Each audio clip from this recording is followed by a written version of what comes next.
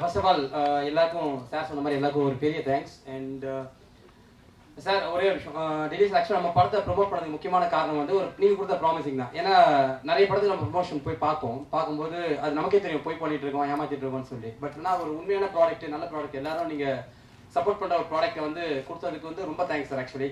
And இந்த படத்தில் வந்து எனக்கு ஒரு சென்டிமெண்டலாக ஒரு விஷயம் இருக்குது. என்னன்னா, இந்த படம் ஆரம்பிக்கிறதுக்கு கதை கேட்கறதுக்கு 3 நாள் முன்னாடி தான் என்னுடைய அப்பா இருந்தாங்க.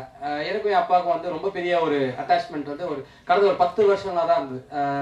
சின்ன வயசுல திட்டிகிட்டே தான் இருப்பாரு, எதுவும் உருப்பிட மாட்டேன், எதுவும் தேர மாட்டேன் அப்படின்னு திட்டிகிட்டே இருப்பாரு. பட் கடைசியாக ஒரு 10 வருஷத்துக்கு முன்னாடி வந்து எனக்கும் என் அப்பாவுக்கும் ஒரு நல்ல ஒரு அட்டாச்மெண்ட். ஒரு சின்ன எமோஷன் போச்சு. ஸோ அப்பா இருந்து 3 நாள் சரவணனை வந்து கூப்பிட்டு காசு சொன்னார். நான் அவர்கிட்ட சொல்லவே இல்லை, அந்த மாதிரி இறந்தாங்க, அந்த மாதிரி சொல்லிக்கவே இல்லை.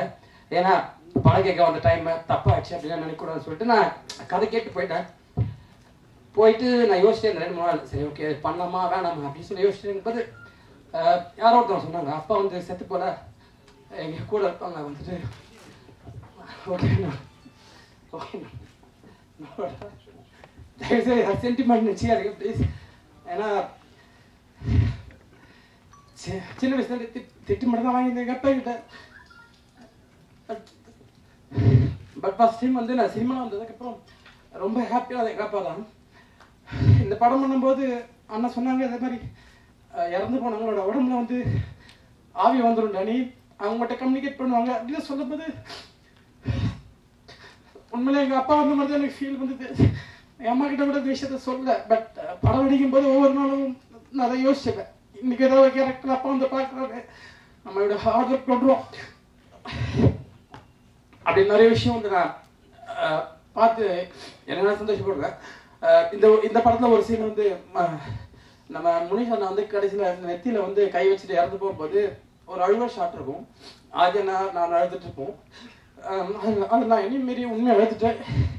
ஏதோ ஒரு விஷயம் வந்து அழ வச்சிருச்சு. உண்மையிலே அவங்க பிரிஞ்ச ஒரு விஷயம் வந்து ரொம்பவே கஷ்டப்பட்டுச்சு.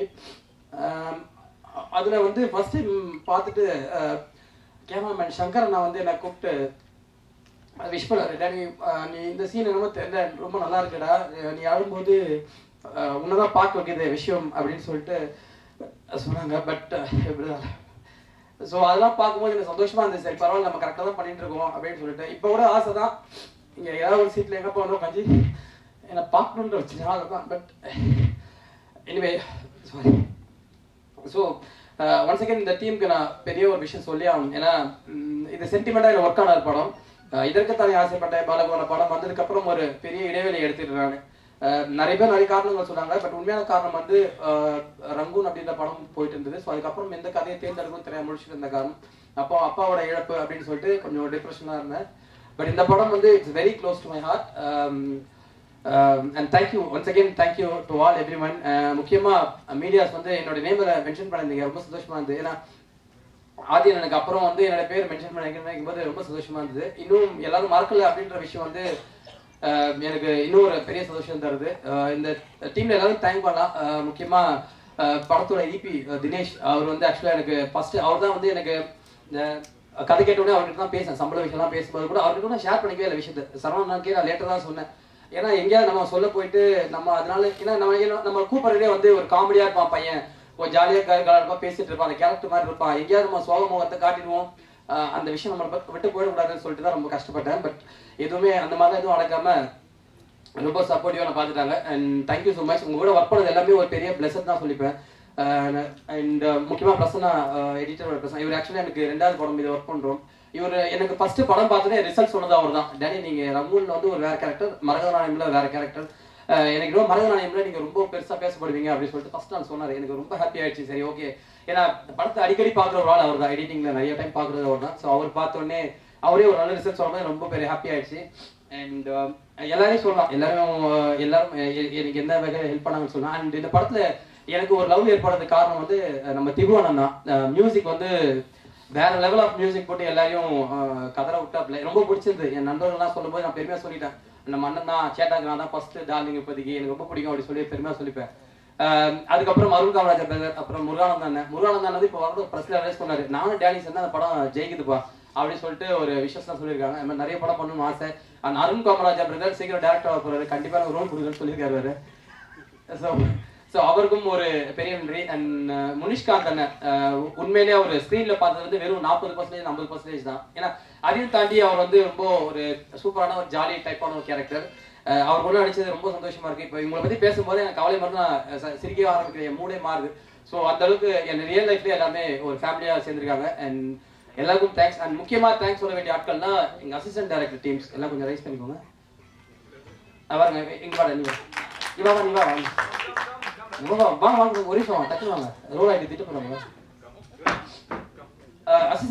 அசிஸ்டன்ட் டிபார்ட்மெண்ட் வந்து எப்படின்னா நிறைய படம் நான் ஒர்க் பண்றேன். கிட்டத்தட்ட ஒரு 7-8 படம் ஒர்க் பண்ணிட்டு இருக்கேன்.